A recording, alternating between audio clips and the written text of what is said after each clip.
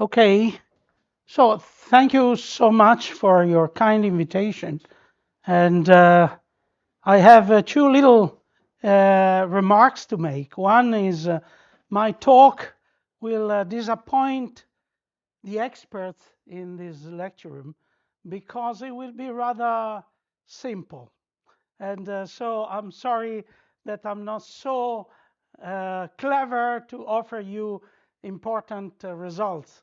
So apologies for this. Second apology is too many, not too many. Second apology is some of the results I'll show you are focused on my work. So my apology goes towards those who, of course, have contributed but are not mentioned in my presentation. I have to talk about my work after all. Okay, so this is more or less what I'd like to focus on.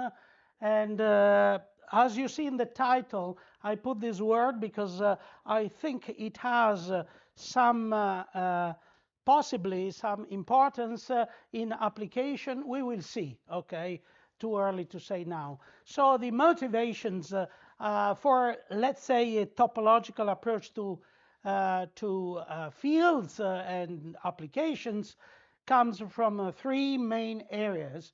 One area is just pure mathematics. So this is just an example of a modern knot table done by NotPlot, which is a software very much used now in the community, even in pure mathematics, to investigate aspects of related to knots and links. When I say knots, I mean the color you see is only one. When I say links, it means that you have more than one colors. In other words, more than one components. Then the field of, let's say, mathematical physics. So we go towards application. And this is a beautiful picture done long time ago by, I believe, Sutcliffe at the time in an old paper of Proctor-Isaac. And you can see possibly reconnection of certain fields that are getting linked and not together. And then applications, of course. So applications doesn't mean only astrophysical flows, but in this place I have to say something about astrophysical flows, and we have the beautiful context of solar physics. So apologies if I will mention magnetic fields, meaning the skeleton of coronal loops. And I do well know, because I'm old enough to know, that some people, when I was young, objected. When I was talking about magnetic fields, somebody said from astronomy, they were saying, well, we don't see fields, we see particles. And yes, of course. You know, vorticity is exactly the same thing. You do not see vorticity. Vorticity is a mathematical concept.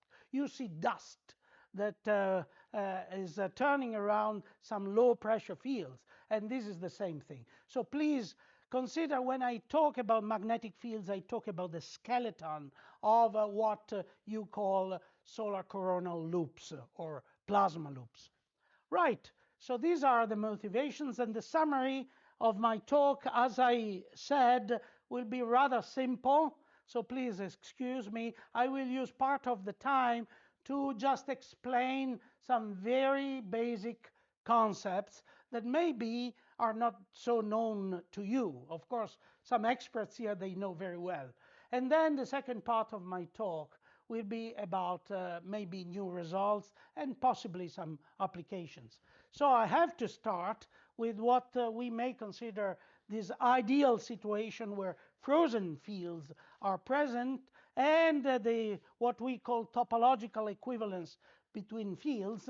Then I will recall the fundamentals of magnetic helicity in terms of linking numbers, and this is part of my work. And now I will consider magnetic relaxation and topological bounds, so the relationship between topology and energy under some simple assumptions. This is a very, very interesting area of research because it has to do with fundamental aspects of mathematics as well. So it's an area where pure modern aspects of pure mathematics and possible applications meet. So I will tell you something about that. And now I will move here to something that maybe is relevant for applications and has roots in my PhD work. And it stayed with me. Sometimes you hit something that for you, as years pass, you recognize as really fundamental. And I can tell you, amazingly, I found it really fundamental after 30 years. I still find important aspects rooted there, relevant to applications. So I will insist on this inflexional instability and then eventually the braid formation of magnetic fields. I will say something about helicity and writhe. I will recall you what I mean by writhing number for braided fields. And of course, one topic that is so important for all of us is energy. So the magnetic energy estimates, possibly with application for coronal loops. So this is the program of the talk. Okay, so we have to introduce magnetic knots. And I will pretend to be a little bit sophisticated. Of course, the ideas are very simple, but when you want to drag the ideas into a rigorous mathematical context, it becomes a bit difficult. For you, very easy. So much stuff for nothing.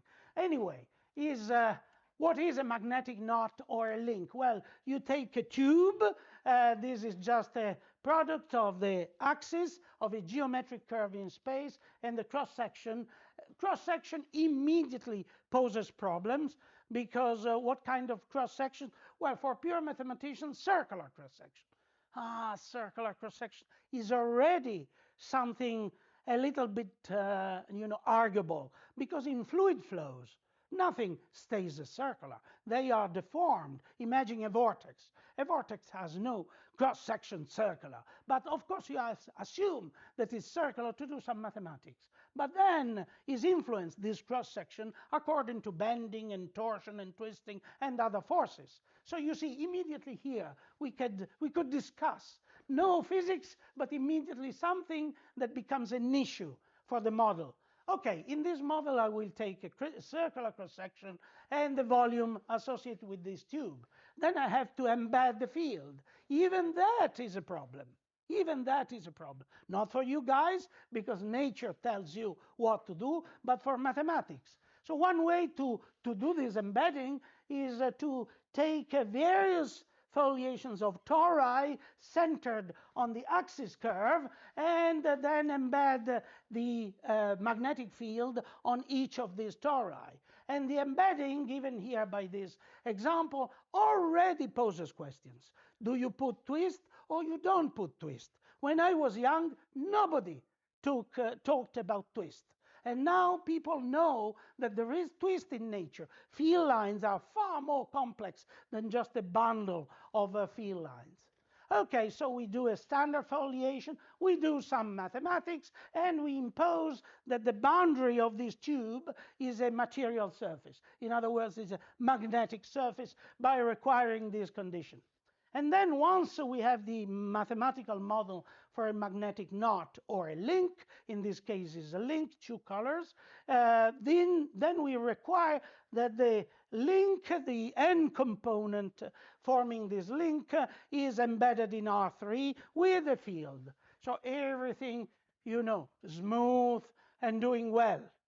Again, in nature, not always things are smoothly embedded. We may have, as you all know, for example, electric sheets forming when surfaces are in our modeling touching or interacting, and this gives source to all sorts of problems in reality and related to energy. But here, for the moment, we have this approach. And then another simplified approach is that we take the volume, the magnetic volume and the flux associated to each tube invariant, conserved.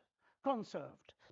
This is a rather strong requirement because I'm assuming basically there are no dissipative effects acting. In other words, I am in a context where Reynolds number, magnetic Reynolds number is pretty high. But this is still okay because if we are in the so-called high up in the solar atmosphere, in the corona, we have magnetic Reynolds number that are pretty high, and we are getting close, very close to ideal magnetohydrodynamics. Okay, so ideal magnetohydrodynamic is a context that I consider. I consider ideal context, incompressibility, and this is a strange mathematical assumption, i.e. perfectly conducting fluid. It's a mathematical assumption. Why? Because we may have viscosity acting, but we require no neutral currents, etc. So this is a kind of already strong assumption among many. Okay, and in this domain, I consider the velocity field, I take it being incompressible solenoidal, and then I can consider, for example, no boundaries. Okay, no boundaries. So the u, I imagine the velocity field goes to 0 as a space variable x goes to infinity, t being time, of course. All right, the topological equivalence class concept comes from considering this diffeomorphism. So there are just transformations that bring an initial structure to its after some time to its final configuration through continuous deformation. Everything differentiable, right? So this also is another strong assumption. Now, how would you guess it's possible to go from there to there?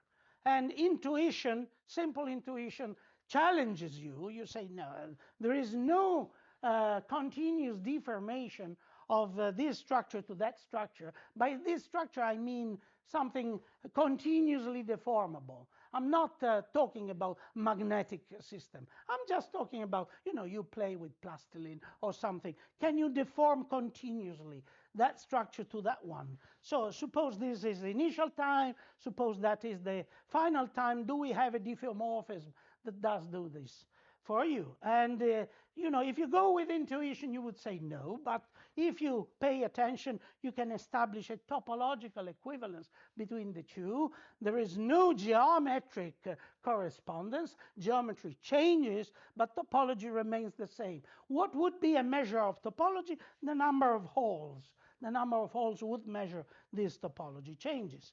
Now, these are all the drawings taken from a little book by a Russian guy long time ago in the 70s, Prazolov. Anyway, this is the first step. You just deform this part into this. Okay, so you shrink this into this, and then you deform, and then you open up this part, and then you flip it around it. And so you can reduce this to that by continuous deformation. Of course, when you do this, geometry changes, and the internal structure, suppose this yellow stuff. This yellow stuff gets highly contorted. So the interest is in understanding how the yellow stuff gets going as this transformation takes place. We can convert what we saw through in a mathematical statement that is really old, is nothing new. It goes back to Cauchy, okay? And it says, well, Cauchy probably didn't pay much attention to this, and it was in the context of vortex dynamics. Cauchy statement says that an initial field at time t equals 0, prescribing maybe this configuration, is deformed to the final time configuration through this deformation tensor. And this deformation tensor is just, how to say, the tool that gives you, assures you, continuous deformation. This deformation tensor takes care of a change of shape of elementary volumes and stretching and all that. Okay, so this is really at the basis, and when I use this symbol, that means establishing a topological equivalence between initial field and final configuration. Now, in ideal evolution, I will consider Faraday's equation because, as I said, I would not consider the effect of say, resistivity, and then the condition of solenoidality. This is obvious for the magnetic field, no monopoles, and then the energy L2 norm finite. So the energy has to be finite, and that's obvious. Magnetic energy is defined by this formula. I have a half here just for practical reasons. And then helicity. Helicity, as you know, was established as a conserved quantity in 1958 by Volche. Volche proved in the context of magnetohydrodynamics that this quantity is conserved. It's very interesting because it was proven independently by Moreau that kinetic helicity, i.e. when you replace A and B by velocity and vorticity, one being the curl of the other, A being the vector potential associated with the magnetic field, when you are in the context of Euler equation, ideal fluid mechanics, then you can prove that helicity, kinetic helicity, is conserved.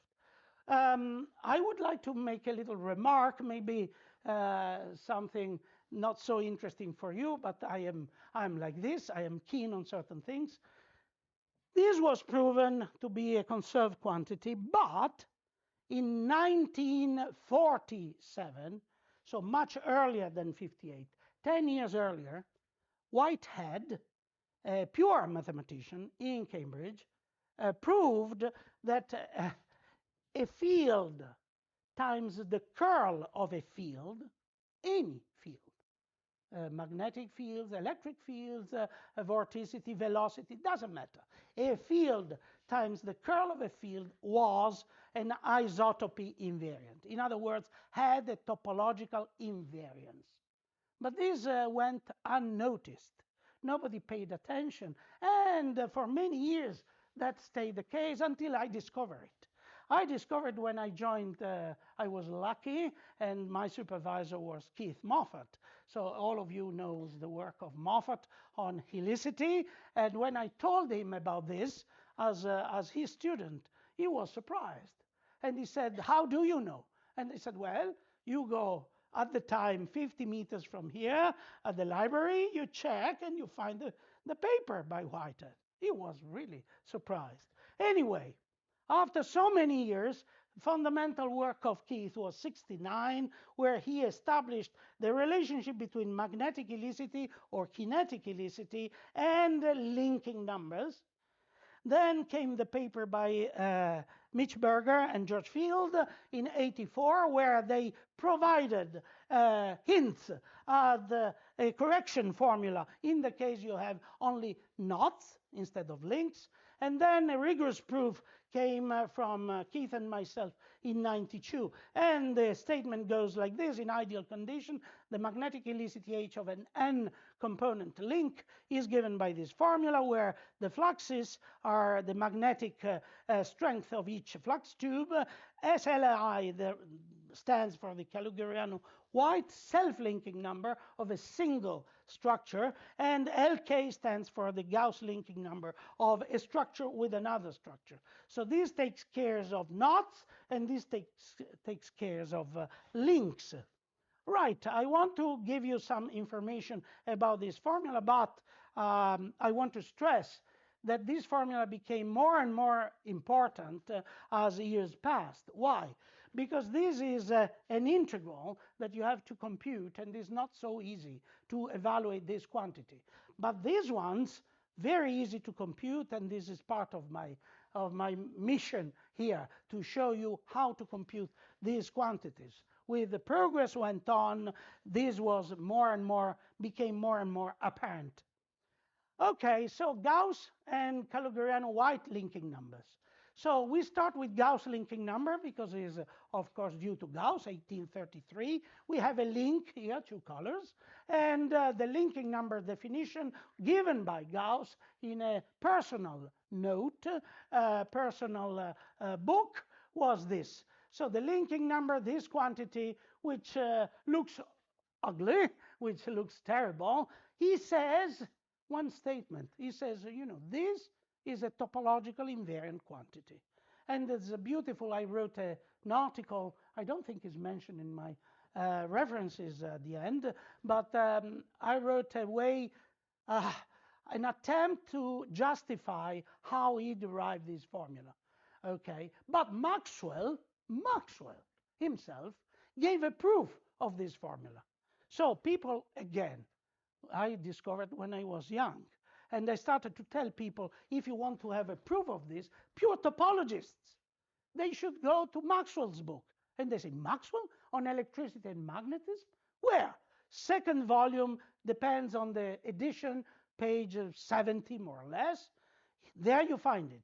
Go for solid angle, he pays attention to solid angle, and then using the concept of solid angle, he goes to prove this formula. Why he goes to prove this formula? He could read German, he was helping Tate to tabulate knots, and more importantly, he didn't have any proof of this statement by Gauss. So he wanted to provide a proof. He does it immediately. I mean, astonishing. 2 pages, he provides the proof of this formula that people for so many years, without knowing Maxwell, afterwards couldn't. Till when I was young and I discovered that. So I started to advertise Maxwell work. And I can keep going like this in telling you, and this is not overdoing, if you want to know topology in a simple way, read the preface of Maxwell's book. And you know what? Who reads preface? Preface is you skip and you go to chapter 1. Instead of calling chapter 0 or chapter 1, he called it a preface or preliminary, something like this. And this section, long, several pages, is totally devoted to what we may say now in applied sense, multiply connected domains, domains with holes, etc. We could say easily, it's like string theory of modern times. Amazing. 1870, how could you pretend that people paid attention? They simply skipped until today. Anyway, all right. Now, crossing signs. Crossing signs helps in calculation of this integral because this integral, you notice, is a double integral on these curves. And you should know the geometry of these curves to compute exactly this integral. Even computationally speaking, is very laborious. It's time-consuming. And these curves change in time. And so you have to keep track of time evolution of a central axis of these tubes. And itself, the central axis is itself difficult definition, you know. But we have another way to compute linking number, and is this. You consider the crossing here, apparent crossing on the projection. So the blue goes over the orange, or the orange goes over the blue, and you assign a sign. This is convention. You say +1 like this, -1 like this. I have no time to exercise myself to show you how to do it, but it's a simple exercise. And you say, okay, if this is the case, I put a +1. If this is the case, it's a -1. And the linking number, as a magic, you can prove rigorously that is given by half of the sum of the signed crossings in a diagram projection. Notice in a diagram projection. So you say, it may depend on the projection. No. Why not? Because it's a topological information. It does not depend on the geometry. It's invariant. So whatever projection you choose, the simplest one, then gives you the right information. Right. Okay, so in this case, we have a -1 and -1. We do a little algebra here. -2 divided by 2 is -1. This is the linking number for the Hopf link of this type. Let's do some exercises immediately. So we have this Hopf link, and then we may have a different Hopf links. You know, I change the overcrossings, and I have a -1. I have more complicated links of this type. Okay, get this result. And then this Whitehead link. This is called Whitehead link because Whitehead noticed that this linking number is 0. It should be called Maxwell link because it's in Maxwell's book. Maxwell not only proved Gauss, but immediately he noticed that linking number information is not good enough. Some links which are truly linked escape this classification using linking number already in Maxwell. So is 1867, more or less, we knew about that. Okay, well, let's go back. Instead of 2 or 3 or more links, what about one single curve? Can we talk about a kind of self-linking of a single curve? It doesn't make sense. In mathematics, at least semantically, it doesn't make sense. What is a linking with itself? Is a curve in space, remember. We have to thicken the curve to make it really as we see it, as a little tube. We thicken the curve, and this is even more interesting for people who have interest in applications, because a geometric curve is one thing, but a thickened curve corresponds to a cord or a rope or something. All right, and then what we do, we focus on this, and we extract or we define a ribbon. This ribbon can be defined in many ways. They are basically equivalent to one another. For example, we can take a center line and the one of the edge curve, or the two edge curves. There is a difference in a constant, but it doesn't matter. So we associate to each physical knot a ribbon. Any curve we take, and then we follow all along, is called the push-off. So this C star is a push-off of, say, the axis, okay? And then we compute, we define this mathematical ribbon between one curve and the other, and then we are in business again. Because look at the structure. The linking is between two curves, and here we can define two curves. So, okay, the linking number of Gauss makes sense. And then imagine this second curve is just an epsilon away from the first. So you mathematically, you describe the second curve as the first plus an epsilon away. And then you take the limit as epsilon goes to 0. And when you do this, you get self-linking. And this is the work of Calugerianu, 1961. And with the and White extended the result in higher dimensions. And then when you do this, you get a remarkable formula. Remarkable formula. It had a great impact in science, especially biology. Why? Because this is a topological quantity. It's like linking number, topological quantity. So it doesn't change according to continuous deformation. But it is decomposed or composed by two global geometric quantities. Is one instance in science, in mathematics, where we have a relationship between topology and global geometry. We have only 2, maybe 3 cases of this type. One is Milner, there are very few doors that connect the world of topology with the world of global geometry. And this is another very exciting area for mathematicians to research on. Okay, so what are these two quantities? This is called the writhe of the axis curve, and this is called the twist, not of one axis. It doesn't make sense, a twist of a space curve. It is the twist of a second curve, nearby curve, with respect to the axis. So the writhing number has this expression, double integral on the same curve, and the twist number has an expression of this. Apparently, it depends on the axis, but it would be wrong to assume this, because, as I said, it depends on the twist of one curve with respect to the other. So hidden here in this theta, there is a combination of two curves, of C and C star. Okay, I have no time to go into this. But look, we have linking number here, two curves, the same integral, except here, two different curves, here the same curve.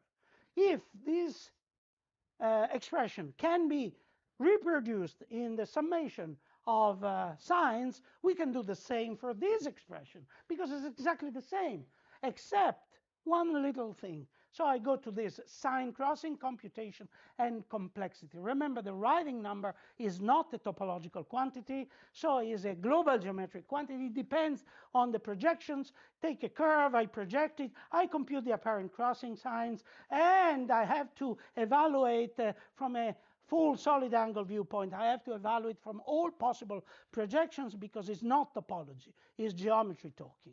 But these angular brackets means I can evaluate writhing number by infinitely many projections. I have no time to show it to you, but I just flash you with this information, because you do observations. you need at least 3 satellites that of the same events to get information on the apparent crossings, and you are approximating the exact value very much. And this is what biologists do. They don't take infinitely many projections. They cannot do it. We cannot do it.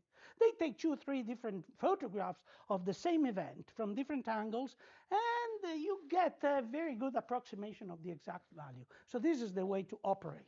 But we have another information that has to do with, say, geometry and not topology, and this is the average crossing number. This was introduced by a Fields medalist, Michael Friedman, 92, more or less 91, with this guy who is now in San Diego. And this is the number. What does this number represent? Something extremely easy, especially for me. I'm in Italian. So you take a dish of noodles, you throw them up, cooked possibly, and you take a picture. And you count the crossings that you see. And then you average over all crossings, no signs, no signs, no plus or minus signs. You take account of all the crossings you estimate are present there, and this number is neither geometric nor topological. It's a kind of algebraic measure. And this can give you some information in relation to energy, Okay, I give you some examples. You may have a curve in space that does a number of coils. You have your way to compute from this direction, and you say, right, is more or less, I put an equal, but more or less from this direction, -3. But the same curve has different coils, is unknotted. This is like a loop. And this is the +3 from this direction. And so you can change this overcrossing, undercrossing, same loop, different crossing, and this number changes. So you have to take an average value for this. And the other measure is average complexity, and this is just 3 in all cases. All right, so we have just a brief idea of what's going on. Now let's consider the relaxation. Now I have to follow my master. So this is in 85, he wrote a beautiful paper in JFM. Consider the continuous deformation of magnetic field subject to Lorentz force. I apologize, there are no, here it doesn't make much sense in terms of physics. Some coefficients are not there, physical coefficients. I just scale everything to 1. In a viscous but perfectly conducting fluid. So it's a strange situation. It's a mathematical exercise to see what we get. And okay, so we take time derivatives of magnetic energy, and then by dB dt using Faraday, we have this expression, and then keep going like this. We just swap this triple product, and we end up with the role of a Lorentz force in this change of energy. So according to the sign of this, it can induce, as you know, a dynamo effect, or it relaxes down. So we have 2 scenarios. Suppose it relaxes down. Now, near equilibrium, if it is relaxing to an end state, we can use a model as an approximation. But it gives idea. Suppose that we are close to a minimum energy state, then accelerations can be replaced. Of course, there is some physical constant in front of this with velocity. Okay, and this is, of course, a model, a mathematical model, and k must be greater than 1. If we replace this and we do our computation, we use this condition in Navier-Stokes equation, and we replace everything into the integral above, and we can prove, this was done by Keith Moffat and dm dt, that is decreasing with time, because this is evidently positive. I'm using this approach and these ideas in what I want to show you. So, all right, we have statements about topology bounding energy. So suppose I take my link, I consider this evolution, this relaxation, and if I assume that the magnetic surfaces, material surfaces bounding the magnetic field are not, how to say, they are not interfering one another, they're just touching one another, and then I stop the relaxation, otherwise singularities will form, then you can visually see that the topology will bring in a constraint to the minimum energy involved. So I can use this idea to explore minimum energy states of complex topologies. I won't go in that, just because it's a different issue in a sense, not so important for you, but very important for lots of application in high energy physics, for example. Okay, but I will keep going in relating energy and say helicity. This is a result due to Arnold 74, where this Q is a function of the geometry only, and this is the result of Friedman-Hay, where this C bar is not topological quantity, it's just the average crossing number I gave you before in the context of ideal relaxation. Then we have a combination of two paper. This is one of the shortest papers in JFM, is a JFM paper of, say, 2 pages, including abstract and introduction, and is a statement about this result that inf, or the minimum, if reached, of magnetic energy is given by this expression where m is has to be a topological quantity. We don't know about this Q, about geometry, and we don't know about this M topology. So under some assumptions, zero framing, assuming that all the components have no contribution to self-linking number, I can prove exactly that this goes with 1 cubed of the volume, so it's a length, 1 over a length, and I could prove that this quantity little m actually corresponds to C mean, the topological crossing number. It's still a weak result. Don't think too much about this. But anyway, I wanted to show you. Now, if we go to braids that are related to knots in the way I'll show you in a moment, I can show you by using Oyama inequality that this minimum energy is related to the braid index. And the braid index is, say, the smallest number of strings you can see in a braid form. Now, I want to consider braids now because are relevant objects for us. This is a beautiful picture of X-ray sigmoids in the sun's south hemisphere, 98. Pay attention to the dates. And this is a beautiful picture of a thin filament destabilization by trace observatories satellite 2002. Okay, you see here an emerging braid at great detail at the time of sophistication, and it forms. Imagine you see what looks like a cusp. It's not a cusp, okay? It's just a loop forming, but maybe you see it from this direction of side. So it looks like a cusp. In actual fact, it's an arc, and this arc got twisted up, and we have a word for this. It's called Ryder-Master type 1 move. Okay, in a Nature paper of 2018, you see the years, all the sigmoids and the twist up of the fields have been investigated and numerically investigated by this paper. And okay, I can say in a very modest way, I'm not that level, but I think all this is related to an old paper of mine, 97. So I want to tell you something about this old paper of mine where I put these pictures according to the critical twist value evolution of inflectional instability of twisted magnetic flux tubes. So I consider inflectional configuration. And inflection is, suppose you draw a curve on a blackboard, so in a plane curve, you have an inflection point where curvature is exactly 0. You have a flip of the normal direction. And then you have a generic behavior that is given by this twisted cubic. This is generic. It's differential geometry, full stop. Is a differential geometry. You Taylor expand around the point of inflection, and you get for any given geometry, if you are close to inflection point, you get this behavior where S is arc length and T is some kinematical time that you can adapt to the dynamics, right? Okay, so what about magnetic fields with twist?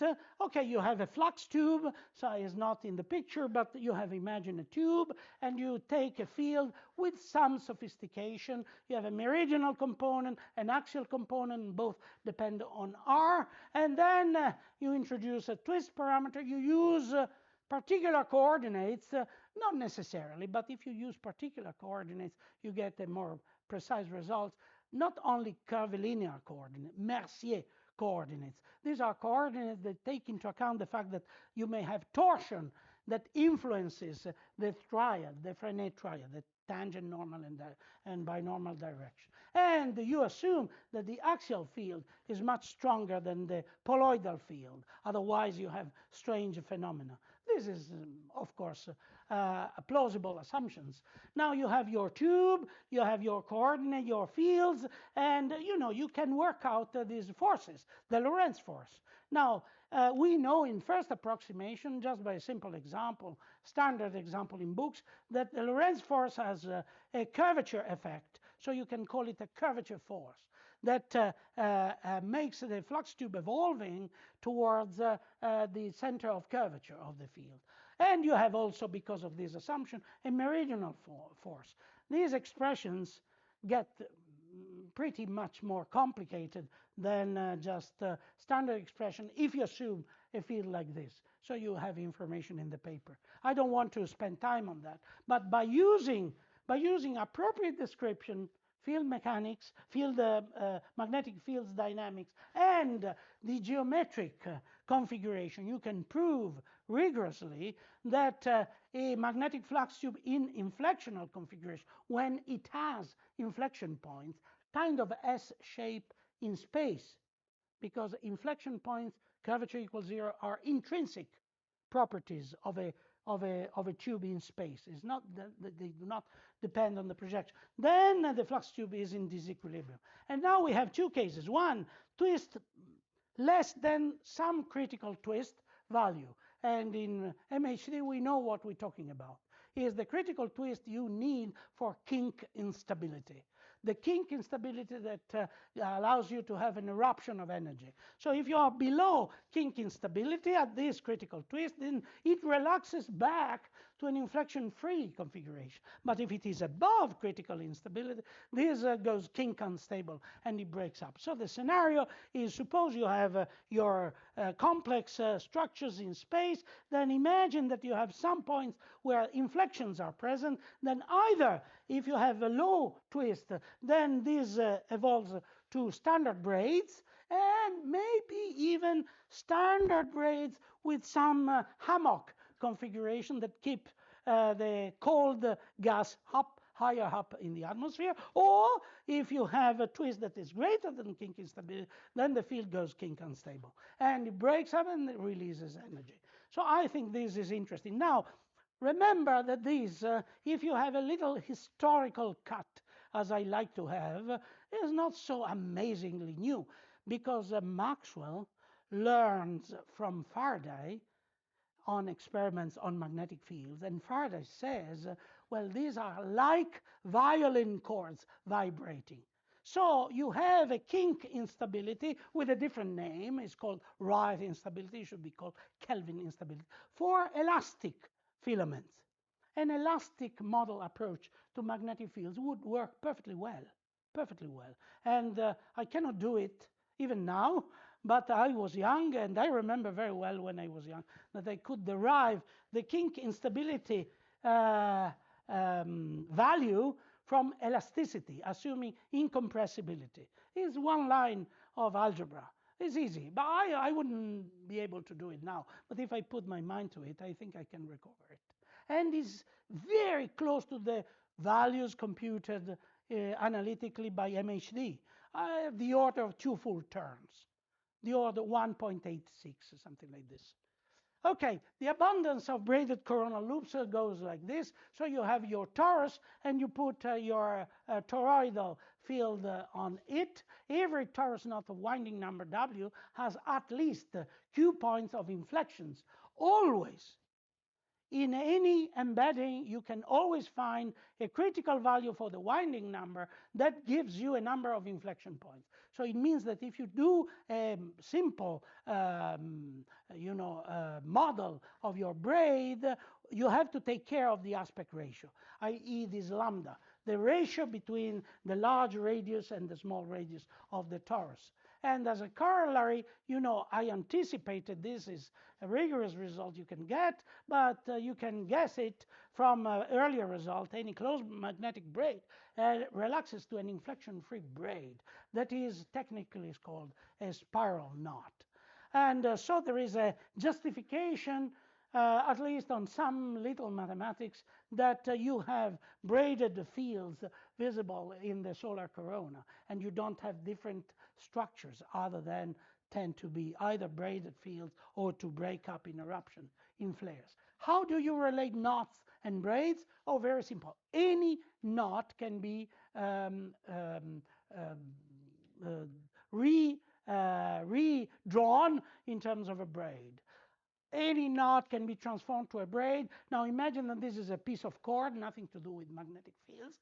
Then you just twist it up, this little part, and when is coiled, you bring down this loop, and it becomes like this, and then you unfold or untwist this part, and you get into a braid form. This is a braid form. This is, of course, is a simple cartoon. You can apply this to any knot in space. Suppose that this is almost flat, then it would have inflection points exactly in the S shape. But in this configuration, no inflection points. Now imagine again, just pure mathematics, if you like, to cut it through a plane, and that becomes your braided pattern on the solar corona. So you have your braid patterns, and then you do one step farther, as my good friend Mitch Berger, Gunnar Hornig, all these people do. Then you neglect curvature effects because you care about topology, not geometry. And so you study the straight braid. And this is equivalent to any knot, and this is the situation. You try to apply whatever you can guess on the straight braid energy or free energy to braid the context. And the red lines just show you how to embed your torus knots on a torus. So you have your torus knot, you make it a field line, you take the standard torus, and then you embed this on the standard torus, and you have this configuration. Now, helicity and right estimates, I have to tell you, because we are going close to the end. Standard parametrization, this is the aspect ratio I mentioned before. This is the winding number, the number of wraps in the longitudinal direction of the torus with respect to the number of wraps in the meridional direction. I set, for simplicity, radius equal 1. Lambda is there for confined between 0 and 1. And this is the angle that couples the longitudinal angle with the meridional angle through the winding number, P, for example. Okay, so if we have this, we take a simple geometry, for example, a standard torus with a circular cross-section. This would be one possible description.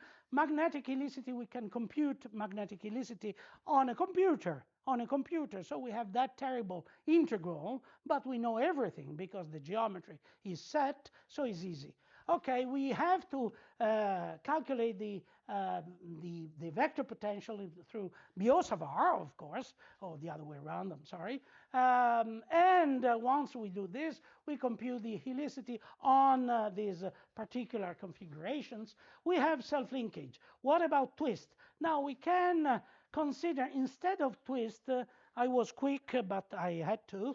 Instead of twist, we can replace twist with a total torsion. Of course, we make mistakes. We make mistakes. But even total torsion with respect to writhe, it's hard to prove it. I think it's possible to prove it. I don't have a proof, but trust me, total torsion counts little compared to writhe. Okay? And so if you do this, you neglect twist for a moment, and you just do your computation. Now you can have helicity by considering self-linking in this form, and you can plot with respect to winding number. Here on this bottom line, you have a number of unknots of increasing complexity, and you see this number is 2, 3, 4. When you get higher than 1, you get torus knots. And you can also get torus links, by the way. If you compare this to the writhe, you can see that these two diagrams are remarkably similar. And this is why I said, trust me. I mean, the torsion is extremely hard to compute computationally because it involves third-order derivatives. Why to bother? Because it won't matter much. Different story is twist. Twist might matter energetically speaking, but torsion, very little. Even in elasticity is very clear, very clear. Torsional energy with respect to bending energy is always 5%, 3-4%. Here, Reith, don't mix up Reith with bending. Bending is just curvature effects, nothing else. Curvature squared, and you integrate. Reith involves some torsion. And there is an interesting little problem in differential geometry that I pose on time to pure mathematicians. Can you prove how much torsion? Can you extract torsion from Reith? And they say, well, I have to think about it. It's 30 years, they tell me I have to think about it. I find it a very challenging little problem, but hard. Anyway, okay, so you can say that to some approximation, helicity can be estimated through kind of average Reith. Now, what about magnetic energy estimates? Okay, if you think that your magnetic field is just a contribution along the field line, so remember in the inflexional instability, I assumed a much more complex field distribution, azimuthal and axial. Here, just axial contribution, and then I take a reference field given by the field or the energy associated with the circular filament. I just relate the two and I get a normalized non-dimensional energy. I can produce some results that are telling us something, some information about the non-dimensional energy in respect to, in relation to the complexity of these braids. Here we have this P, the number of times the braid goes in this direction, and then a bound on M. Again, we can plot these quantities, again, similar diagrams, the average energy with respect to the Reith. I fix this calculation for the cross-section 0.5, and I can do all these computations for different lambdas. Of course, lambdas getting to 1 gets very, very, very thick. Or fat, and then lambda going towards 0, it gets thinner and thinner.